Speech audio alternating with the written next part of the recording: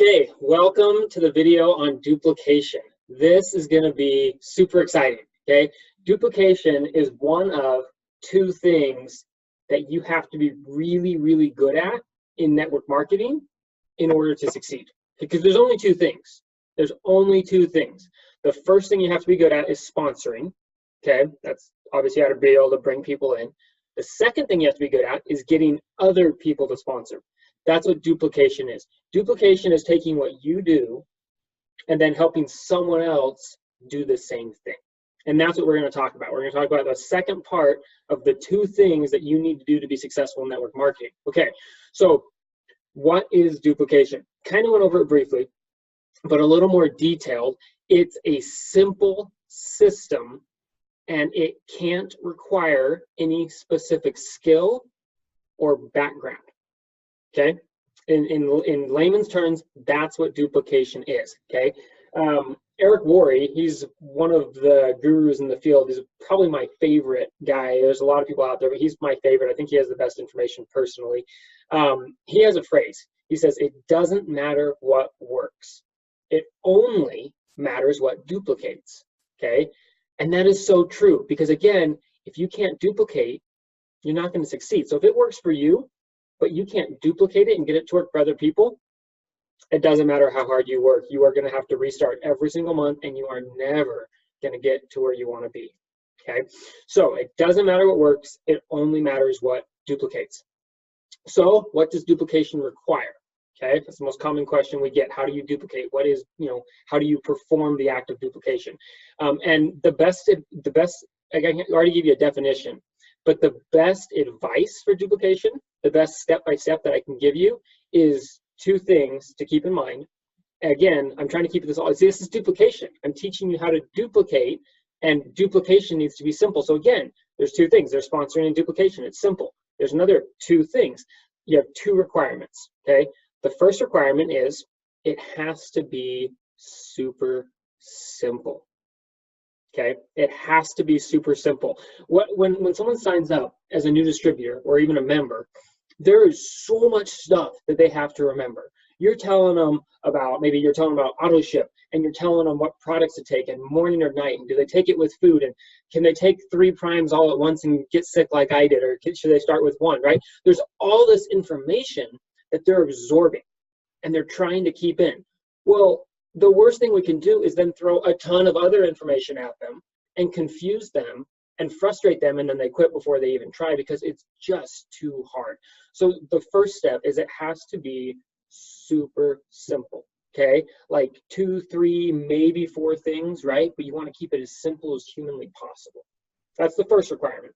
The second requirement for duplication is that anyone can do it, okay? So meaning it wouldn't require any specific skill or background. Doesn't matter if you have a college degree or if you're the homeless guy on the street on the corner. That anybody could do it. Okay, that's super important. I'm going to give you guys an example. Let's say you sponsor someone that has a YouTube following of like 10 million people, right? And they have all these YouTube videos they put up, and all these people watch their videos, and they're very influential on YouTube. They have great pull. Well, let's say they make a YouTube video about how awesome Singular is and how it's a life-changing opportunity, and you can make money and you can lose weight and you can feel better and live happier. And they have 10 million people that watch that video. Well, guess what? They're going to get hundreds of people probably signing up from that video. So let me ask you this. If they then go sponsor their first person and say, hey, I want you to make a YouTube channel and I want you to make a video about Singular, how many people are going to join from that video? None, probably. I mean, I think they'd be extremely lucky if they got one. I think that's pretty safe to say. They don't even have a YouTube channel. So that's not something that anybody could do. Again, like Eric Worre said, it doesn't matter what works.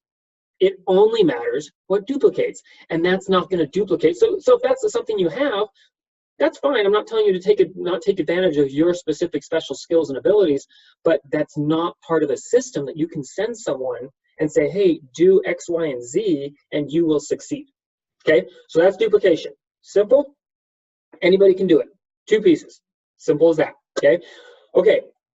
So this is what I want you guys to do. Oh, so let's give you guys an example of something that might be like an example of what you could actually tell someone rather than the YouTube example. That's a bad example. Let's give a few good ones.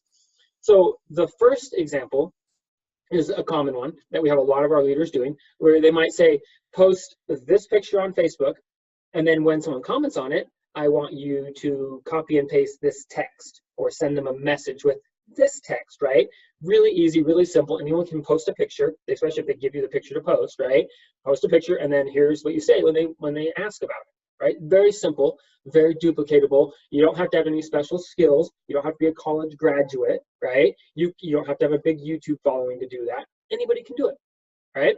Okay, another good example might be, hey, I want you to reach out to 10 of your closest friends and families, and I want you to see if you can get at least 3 or 4 of them on a three-way call with me. So you reach out to 10 people and get as many of them on a three-way call with your upline or you as possible. That's another potential one that would work. Very simple. It's easy to do. Anybody can reach out to 10 people, right? And say, hey, you don't have to tell them. Just be like, hey, can you get on a call with me? Right? That's simple. That's all you're really asking them to do. And you'll learn as you go. Okay. Examples of what does work, examples of what doesn't work. Here is the trick. Once you have your system, you need to deliver your system. There are a ton of ways that you could deliver a system, okay? You could do it on a phone call, you could do it through an email, you could do it in person, you could do it and have like a pamphlet that you hand them. There's a tons of ways you could do it, and there's a ton of ways within those ways to do it. There's really not a right or wrong way, probably. Yeah, well, there's probably a few wrong ways. Anytime you complicate it, it becomes a wrong way. Okay, again, it has to be simple. I can't stress that enough. There's a book that some people in network marketing are familiar with. And if you're not, please, please, please, please, please, please get a copy of it, read it, and memorize it. It is called GoPro, and it's by a guy named Eric Worre. I don't know if you can see that. There you go. It is a phenomenal book. When I started here, I'd done sales for a long time, and I learned all the skills I have the hard way. And no one told me. I learned by trial and error. I did it the wrong way for 4 months until I did it the right way accidentally. I was like, ooh, that was easier. And then I would stick with that, and then I would learn something new, right? When I started at Zingular about 1.5 years ago now, I read GoPro because everyone said it's the book to read. So I was like, well, if it's a book to read, I'll give it a shot. I read it, and literally every single page, I wanted to take the book and throw it against the wall because I was upset that I hadn't read it sooner, because every single page was something I had to figure out the hard way. And I didn't learn a whole lot of new things from the book. I've been doing sales for 10 years, but everything in there is something I had to learn the hard way. It's phenomenal. So if you don't have it, read it. So chapter 9 in GoPro is something that I also had to figure out the hard way. And it's called the game plan interview. And Eric Worre talks about his time as a network marketer. He says he was okay at bringing people in, but he just couldn't get people to duplicate. He couldn't get other people to bring people in. And there was one guy in the office that he worked, in the area that he worked with, the same company, that for some reason, everyone he brought in did good. People succeeded consistently under this guy, more so than anyone else. So he's like, what does he do? So he kind of sat as a fly on the wall. And what this guy did, he just watched him over and over and over for like, I think it was like a month. And what he did was called a game plan interview. Interestingly enough, I did a game plan interview too. I didn't call it a game plan interview, but it was structured almost identically to the way Eric Worre structured it. Now, I had to structure mine over trial and error in a lot of ways that failed before I found what actually worked for me. So I'm going to share with you guys the vessel that I used to deliver my duplication to the people underneath me. Okay?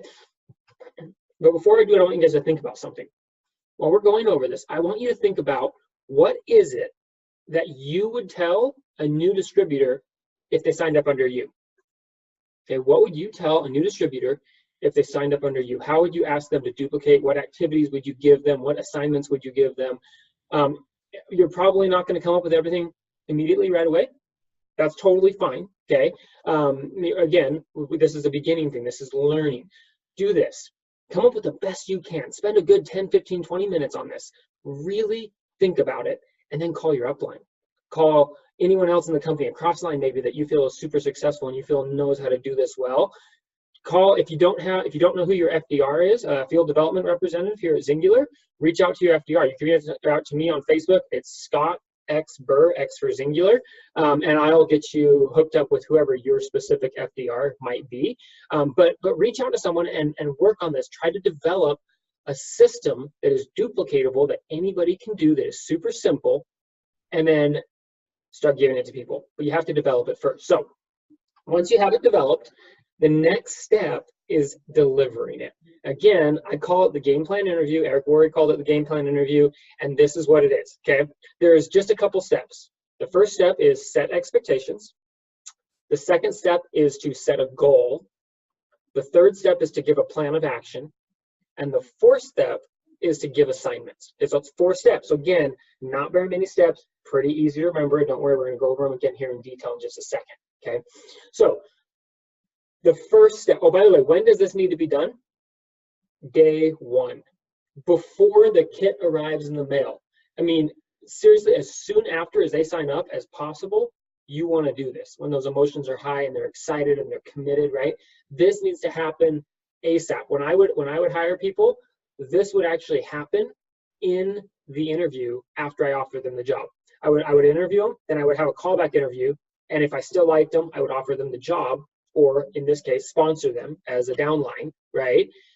And then in that exact same interview, I would do my game plan interview with them, okay? Okay, so step 1, set expectations. Guys, this is so important. I mean, all of these are important, but I cannot stress this enough. You need to set proper expectations, okay? And you need to be realistic and you need to be accurate. Doesn't mean you have to be perfect, okay? But one of the worst things you can do is tell someone, it is so easy. All you have to do is make a Facebook post. I'll take care of everything else. Are you really going to take care of everything else? Can you even take care of everything else? You can't sign them up, right? You need the other distributor to be able to sign them up, right? You can't do everything. That's unrealistic. So as soon as it gets hard, what they're going to say is it's an excuse, and they will use it every time, not every time, almost every time. They will say, oh, you said you were going to do everything. This is hard. I'm actually doing stuff. I'm busy. I have a job. I can't do both, right? And they're gone. You lost them. Maybe they were a superstar. Maybe they weren't. You'll never know, because the expectations were wrong. So when it really came down to it and it got hard, they weren't ready for it, okay? Same person, if they were ready, they might have turned into a rock star distributor. You never know. So set super accurate expectations. Don't tell someone they can hit ambassador in 3 months. You can't do that. I don't even think the singular volume, you could get enough of that before the 3 months round up. So be accurate, be consistent, and give proper expectations, okay? One phrase that I used to use, because again, you can't tell someone it's easy, because nobody in their right mind is going to say that network marketing is easy. It is not. It is hard, and it is a lot of work. It's worth it, and it's doable, but it's a lot of work. Here's what you say, or this is not what you say, this is what I would say, okay? And I loved it. I had great success with it. I would say, look, this is not easy, but it is simple. If you do what I tell you to do, you'll succeed. And if you don't, well, you probably won't, right? I wouldn't usually say that part, but this is not easy. Tell them right up front. I would be so upfront with that. Hey, this is not easy. This is not an easy job, but it's simple, because it is. If you keep it simple and your duplication model or your duplication system has 3, 4, 5 steps, maybe at the most, right? That's pretty simple. And if they're all something that anybody can do with no prior background, then yeah, anybody can do that, right? And so that's the idea. It's not easy, but it's simple. That's the ideology behind it. That's the phrase I used to use. Okay. Step 2, help them set a goal. Now this is super important, because as you know, and as they now know, this is going to get hard at some point. There is going to be a time where they're like, I'm hitting the wall and I can't get through that and I want to quit. It's going to happen. If it doesn't happen, you're one of very, very few, okay? But if you've told them that it's not easy, that it's going to be hard, then it doesn't surprise them. If they hit a wall that they don't think should be there, or they're not expecting, they're just going to think, oh, I'm not good at this. This isn't for me. I'm not cut out for it. And they're done, right? But if you told them that it was going to happen, then guess what? All of a sudden, all you have to do is like, remember, we talked about this and we're ready to go. And the way you get them around the wall, or through the wall, or over the wall, or whatever you want to, however you want to phrase getting around that wall, is you need to have a bigger reason to do this. It can't just be doing it because you want to do it, right? It needs to be do it so you can retire. Do it so you can bring your husband home because he's a truck driver and he's on the road all the time. Do it so your kids can have a better future. Do it so you guys have money for vacation or travel. Whatever it is, there's a reason that you're doing Singular. And you want to know, your reason. You also want to know the reason for your downline. You need to know what that reason is. So when this day comes and they call you and say, oh man, Scott, it is just so tough. And I'm thinking I just might not be for me. You can say, hey, I get it. It was tough for me too. Remember, we talked about it. I told you it wasn't easy. Remember that? But it is simple. Keep doing what you're doing. And remember, that beach in Hawaii is waiting for you. Or whatever it is, whatever their reason is, remind them. But if you don't know what it is, you can't remind them. And trying to figure out what it is in a moment like that is going to be very difficult because they're frustrated, they're demotivated, they're not thinking about positive, happy things. They're thinking about, oh man, I can't make this work. So you need to have this done prior. Game plan interview, great place to do it. Okay, so step 1 was set expectations. I just pointed with my pinky. Do you guys like that? Step 2 was help them set a goal. And then step 3 is going to be a plan of action. There's going to be a plan of action. A plan of action is where you give them the system. Okay, this is where you give them the meat of the conversation, where you're saying, I need you to do X, Y, and Z. I need you to make a Facebook post. I want you to post this picture. And when someone comments, I want you to post this text on it. Depending on what they comment, maybe you post this text, right? But something simple, 2 or 3 steps. Don't try to confuse them, okay? Now, here's the thing. Your duplication system possibly will be longer than 2 or 3 steps. This is day 1. This is not your entire system. That might be 6 steps rather than 2 or 3 steps. This is day 1. What do they need to do first? Again, don't confuse them. If they're not going to do something yet, there's no need to tell them about it, right? There's no need to confuse it and make life harder for them when they're already taking on a very difficult endeavor, okay? So make it easy. What do they do on their first day? You make a post and you comment. And then once you get some comments, you call me. It's that easy, right? That is something you can give them as a system that they can perform and have results from. That's it. You leave it at that. And then that's the step is you give them something to do. You don't have to give them everything to do, just what they need to know until they talk to you next. Okay? The last step of the game plan interview is to give an assignment. And guys, I got to tell you, all these steps are important. Personal preference. And from my personal experience, this is the most important part, not for value or for knowledge of how to perform, but for the simple reason that down the road, if you do this right, it will make your life 100 times easier. I speak from experience. This will make your life easier if you give them an assignment. Okay. Now, a few things before we get into the assignment, a few things about the assignment that it needs to be. It needs to be what some of our leaders call an IPA, which is an income producing activity. Okay. Sitting on Facebook and scrolling through is not an income producing activity. It might make you feel like maybe you're connecting to the people on your team, so you're getting good work done because now you're better connected and you have a better relationship with them, right? But it's not producing any income. Okay, it's not an IPA.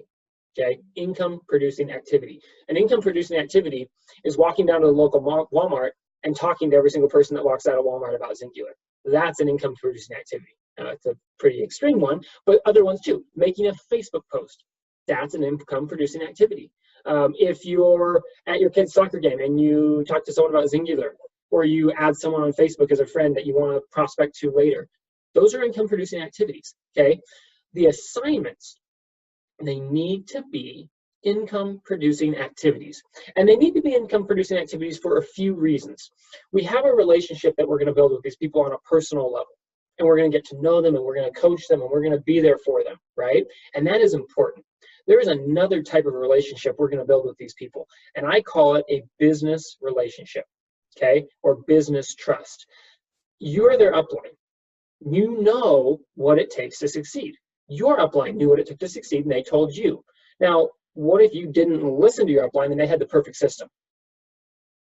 And you just didn't listen to them because you didn't trust them. You didn't believe that their system was a good system. Part of this is like I said, what I call a business trust is when someone tells you to do something, that it's actually going to do something for your business. Okay, if you tell someone as their income producing activity or as one of their assignments in this game plan interview, you tell them to go buy a dog. That's, I mean, you can just imagine what they're going to be thinking in their head. Why would I buy a dog? Right? But they're committed and they're ready to go. So, okay, yeah, well, I'll buy a dog. So they go buy a dog. It doesn't do anything for the business. Next time you tell them to do something, what are the chances they're going to listen to you? Pretty low. But if you tell them to go add 5 friends on Facebook, or if you tell them to go message the last 10 people they talked to on Facebook, or something like that, all of a sudden they can see how that correlates to their business. That's an income producing activity. That is something that actually moves their business forward. That is something you want to tell them. So that's the thing with an assignment, is it needs to be an income producing activity. The next thing that it needs to be is, again, needs to be easy and simple. Okay, you can't tell them, I need you to read this book by tomorrow and it's 400 pages. It's not realistic. Okay, it's not going to help them. Okay, and the last metric for the assignment is you must have a time that it is due. Okay, must have a due date on the assignment. Not because you're trying to stress someone out, but because you need to find out who your runners are.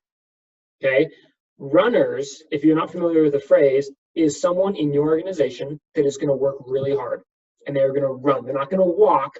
They're going to run. They're highly motivated. They're the people that are going to build your business and grow your team out below, down many levels deep. Those are runners, okay? You want to work with runners. One of the most valuable assets you have in your business is the time in your day. You only have 24 hours. I have 24 hours and someone else has 24 hours. We might use our 24 hours differently. You want to use your time the most effectively. If you have 100 people underneath you, do you have time to have an hour phone call with every single one of those people every single day, and then to have another hour phone call with each of their first lines as you're signing them up? No. You don't even have time for a fourth of that, and that you don't even have time for, right? Like, it's like not even close. You can't do it. You can't even do it with an organization that has 10 people. It's not realistic. You'd never sleep. So you need to be able to find who your runners are, and those are the people you work with. If someone is working hard, you work with them. One of the best ways to tell if someone is working hard is you give them an assignment and they do it on time without being asked again. That's a runner, okay? During this game plan interview, usually when I told them it was hard, and it's simple, but it's hard, I would also tell them, hey, if you work, I'm going to do it with you. I'm going to make sure you succeed. I want more than anything for your success. But if what you've told them is that you're going to work with them, but also if they're not working, you haven't told them this, but you've inferred that if they don't work or they don't try, that you're not going to spend time with them, right? So we also have those people that are like, I'm going to run, I'm going to run. In fact, if you ask any of your new distributors, hey, are you going to be a runner? Are you going to work hard? Almost every single one of them is like, yeah, I'm going to work hard, and then I'm going to work harder, and I'm going to be the hardest worker. I'm going to be your top distributor, and nobody's going to stop me. 2 days later, yeah, you know what, Scott, I don't think this is for me. It's just not the job, right? It's hard to tell who is actually going to be the runners. You can do it, but it's difficult, and you might not always be right. One of the best ways is give them an assignment. If they do the assignment, there's a pretty good chance they're going to be a runner if they keep doing assignments. Now, once they do the assignment, give them another assignment. Give them another piece of that system. They did the assignment. They said, you said, okay, I want you to make a Facebook post. I want you to post this picture. And when they comment, I want you to post this. And then when they respond to your post, I want you to call me. That's an assignment, right? Maybe I said I want you to make the post by tomorrow. And then everything else after that, I have a follow-up metric. Say, as soon as they comment, I want you to call me. Sure enough, I get a phone call 2 days later, right? They posted on time, and they called me when they got a comment. Already, I'm like, okay, I haven't even answered the phone yet. Jason, I like Jason. He is a hard worker, I can tell. I answer the phone. Hey, Jason, what's up? Hey, Scott, I made that post. It went crazy. I had like 9 comments. I responded to all of them. And now some people are starting to reach back out to me. What do I do next? Awesome. Give them the next step. Okay? Give them the next step in the process. And maybe it's something like this. Jason, I'm so excited. That is just the best thing. You always want to validate. That is the best thing that could have happened. Hey, let's do this. Why don't you get them on a 3-way call with me, and we'll go over this together, and you can listen to me and hear how I do it, right? Maybe that's your next step in the process, is get them on a three-way call. Maybe it's not, maybe you have something else. But the idea is now you give another assignment, okay? And Jason, you think you could do that by the end of the day? Oh yeah, Scott, I can do that by the end of the day. I have a deadline on it. Okay, awesome. Jason, when that's done, will you let me know when they want to get on the phone with me? I'm available these times, right? And there's a follow-up metric. Rinse and repeat, rinse and repeat, rinse and repeat. After every conversation with your team, with the people that you're coaching, you should be giving small assignments, and you should be asking for follow-ups. You should be setting that next time. It might not be something where you're waiting on something to happen for them to call you. So maybe it's something like, hey, that's awesome. You're reading this book that's going to help your business. Let's read chapter 1 this week. I'll call you next Monday at the same time, and we'll go over what you read. Okay, awesome, Scott. I'll read the book. Come up Monday. Hey, how'd you like the book? Oh, it was awesome, right? They did their assignment. They're a runner. Now, I'm sure you guys are thinking, and if you're not, I'm going to bring it into your head for you. What if they don't do the assignment? Okay, I will tell you this happens all the time, that they don't do the assignment. The assignment. The better you do the game plan, the more excited you get them, the more committed they are, the higher chance they're going to do the first couple of assignments. But they don't always do it. Sometimes they don't do the very first assignment. It's easy, like posting a picture by the end of the night. Post a picture by the end of the night, right? Today, I need you to do it today. Next day, you happen to be Facebook friends with them, right? You see that the picture hasn't been posted, you call them up. Jason, what the heck, man? I told you, post a picture. Did you get like super busy or something? You know, be nice about it. But the idea would be, call them out on it. You already told them that if they're working, you're going to do everything you can to help them succeed. What you inferred is that if they don't work, you can't spend your time with them. And it's true. If they are not going to do their part, you cannot force them to succeed no matter how bad you want it. I'm sorry, it's the truth. You cannot force them to succeed no matter how bad you want it, okay? So it doesn't matter if you keep calling this guy and asking him to post a picture on his Facebook every single day of the week until he actually posts it, there's nothing you can do. So this is the hard conversation you have to have with people, is when you're wondering if someone's a runner, maybe they've given you some reason to doubt that they're a runner, and you don't want to have that hard conversation with them. You don't want to say, Jason, I don't think you're a runner. I can't work with you anymore. That's pretty hard to say, right? And every time I said that to someone, I felt crappy, right? Because I knew that they could succeed. I just couldn't spend the time with them because I had 10 other people that were running so fast. It's not fair to spend time with Jason to the 10 people that deserve it. Does that make sense? Plus, it's not going to benefit your business to spend all the time with Jason. The 10 people running, those are the people you need to spend your time with, okay? And if you don't have people that are running, don't waste your time, okay? If you don't have people that are running, don't humor a walker. Don't do it, because it'll create a habit, and you'll continue to humor walkers, and it will ruin your business, okay? Because you will spend all of your time wasted on people that aren't actually going to do anything. So I'm getting to this question, Tammy. That is a great question. Tammy just asked, but do you really say that to them? No, I don't say it to them in those words, okay? But that's the idea. The way I have said it to people in the past would be very, very similar to something like this, okay? Call up Jason. I'm not going to hold the phone to my ear. It's not even a real phone, like hanging loose in Hawaii. I would call Jason, and I would say something to the effect of, hey, Jason, I was just following up with you. Did you make that Facebook post I asked you to make last night? Oh, you know what? I didn't make it. My daughter's sick and we were in the hospital. Or maybe I just forgot, right? Sometimes there's a really good excuse, and that's, hey, life happens, right? I'm not going to count someone off just because they didn't do one assignment, right? Stuff happens. I understand that. On the flip side, it might just be like, oh yeah, I forgot, in which case I'm like, a little less forgiving on that one. But I'm still going to give them a second chance, okay? And what I'm going to do is I'm going to remind them what they agreed to. Like, hey, you remember how I told you that so long as you're working hard, I'm going to do everything I can to make you succeed? Jason's like, yeah, I remember that. I'm super excited. I can't wait to succeed, right? Well, the first thing I need you to do is make that Facebook post. Can you do that? Yes, I can make the Facebook post. Can you do it by tonight? In fact, can you do it by this afternoon? Are you at a computer right now? Could you do it right now? Yeah, I could do it. Okay, awesome. I'm going to hang up. Remember what I told you, make the Facebook post.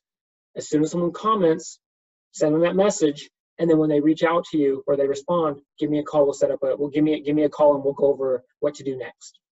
Okay, Scott, I can do that. Hang up the phone. Now, it's very likely that 10 minutes later, I get a phone call. Hey, I posted and someone commented. Oh, okay, awesome, right? Awesome. What happens when you have that interaction is interesting. It's something that happens in their brain. They can recommit, okay? One thing I might also do in that conversation that I failed to put in there would be remind him of his reason. I think earlier we said beaches in Hawaii, right? Be like, hey, I want you to succeed. I want you to get to those beaches in Hawaii next summer. You know, whatever it is, remind them, bring that emotion back, remind them what the bigger reason they're doing this for and why they can't afford to forget to post that message on Facebook or that picture on Facebook, okay? Now, he might call me back and say, I did it, awesome. Hey, what I need you to do now is set up a 3-way call and you go on the motions and you rinse and repeat, rinse and repeat. If he does the assignment, you tell him, good job, and you move on. If he doesn't the assignment, you say, hey, remember, you got to do your assignments, right? Now, once someone makes a habit of not doing assignments, and when you recommit them or ask them to do it again and you get them excited again, they don't do it again, that's when I start saying, you know what, I can't work with you anymore. And Tammy, again, back to your question, what do I specifically say? Now, again, this is just what I say. Talk to your uplines. Find out what they say. I'm sure they have phenomenal phrases that they use. And honestly, it's how you say it, not what you say. This is just what I've done in the past, okay? What I might say is something like, oh, I forgot the guy's name we were using. We're going to call him George now. He's going to have a name change. He went to court and there was a whole legal thing, but he's George now. So I'd say, George, is it okay if I call you George, your new name? George, did you make your Facebook post? No, you know, I forgot again. Like, George, it's been 2 weeks. I really need you to make that Facebook post because I have 7 other people that have all made 3 Facebook posts and they already have people that I'm on 3-way calls with. And I'm just really busy. And I need to spend my time with the people that are making the Facebook posts. So if you can make that Facebook post for me, that is awesome. And like I said, I will do everything I can to make sure you succeed here. But the first thing I need you to do is that Facebook post. Until you do that Facebook post, I'm going to have to work with Cindy and Kathy and Linda because they are making Facebook posts. It's nothing against you. It's just not fair to them that I spend my time talking to you when you're not doing the things you need to do to succeed. I can't twist your arm and force you to succeed. I need you to want that. Now, like I told you, as soon as you make that Facebook post, you give me a call, I will make sure you succeed. And that's it, okay?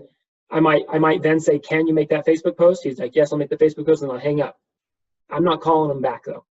Not in the near future, at least. I might call him back a week later to check in on him, but he's not on the front of my mind. Linda, Kathy, and Susan, or whatever the other ladies are, or guys that are running, they're on the front of my mind. I'm picking up the phone, I'm calling Linda. Linda, I saw your post, man, that looked phenomenal. I'm so excited for you. It looked like you had a lot of engagement. How can I help? I'm here to make sure you succeed, okay? Use your time wisely. Run with your runners, run with your runners, and run away from your walkers, okay? Because the runners will grow your business, the walkers will waste your time. Now, that's not to say if someone takes 2 weeks to get a post, but they get the post and they call you back and they actually do it, right? But they just might do it a little slower. That's not to say they're not a runner, okay? Just because they're going slower than everyone else. Just because someone's not going super quick and ranking really fast and progressing really fast doesn't mean that they're a runner. Okay, that's my one problem with that phrase, is it makes us think people need to be going fast. That's not true. Someone could stay at store manager for a year and be the hardest runner in the entire company.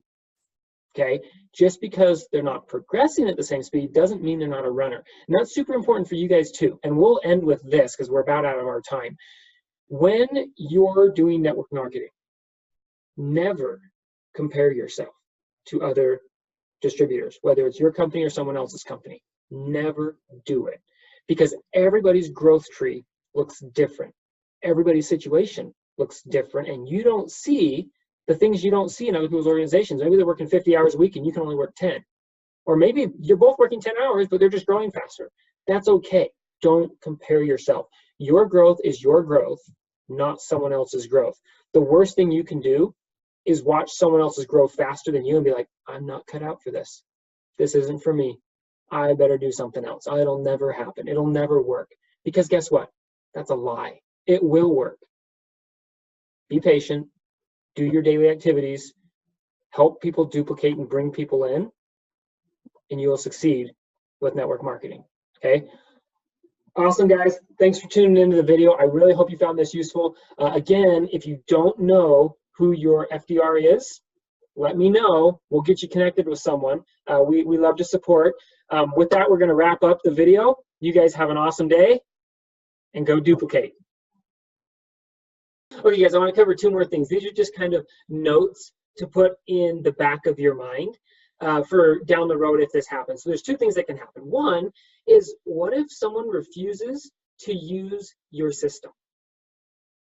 That happens, right? People think they know more than you, or they come from a sales or a network marketing background and they're like, hey, you don't know what you're talking about. I got this. I'm going to reinvent the wheel, right? You guys will meet people like this. I guarantee it. In every organization, it will happen. If it doesn't happen to you, I want to meet you and see what you're doing, because you're awesome. The best way I found personally to combat this with my own experience, and again, talk to your uplines, they have great ideas, but the best thing I've seen is right at the beginning in the game plan interview, when you're saying, it's not easy, but it is simple. In there somewhere, I would also add a phrase, something like this. Hey, look, I know you've got past experience, and I know you're good at what you do, but what I need you to do is just humor me for the first X period of time. In my past jobs, I've said about 2 months. Humor me for the first 2 months. Once you're doing awesome and you get an idea of the basic structure of the company, you're free to change anything you want. But until you're having a little bit of success, I want to make sure you understand how the company runs and how the programs work, so that you can actually have success doing your own thing. And then that way, if you do your own thing and it doesn't work, then you already know what does work. Now, when you do that, usually people will give you a verbal, yes, I can do that. Most people are humble enough to admit that they need to learn something, right? Or that there is a proper way to do something. Now, there is occasions like not count them as a really big runner yet, until they maybe prove you wrong, or maybe don't spend as much time on them. It's up to you, but that would be my recommendation on someone that just is hard to work with and stubborn. The second thing that can happen is you maybe you came across this video on YouTube, or your upline sent it to you, or someone at corporate sent it to you, and you thought, this is awesome, but I'm a gold manager. I've got a couple dozen people under me, and I haven't done any of this with any of them. What do I do with my people? This is great moving forward, but what do I do with the people that signed up with me last year that aren't running, that have lost their motivation? Well, here's the cool thing about the game plan interview. It works at any juncture. You can even do follow-up game plan interviews on a monthly, yearly, quarterly basis to check in on people, right? The structure works regardless of where you're at. So if you've never done this before and someone's been here for a year, call them up, get with them, let's have a meeting, let's do a game plan interview, and let's do this, right? And just treat it just like fresh. Now, the assignments you might give someone that's been doing this for a year would definitely vary from the assignments you'd give someone that signed up yesterday. So you'll need a slightly different game plan to go about it, but the same structure should apply. So those are just kind of like two little tidbits that you might find here and there amongst everything else. So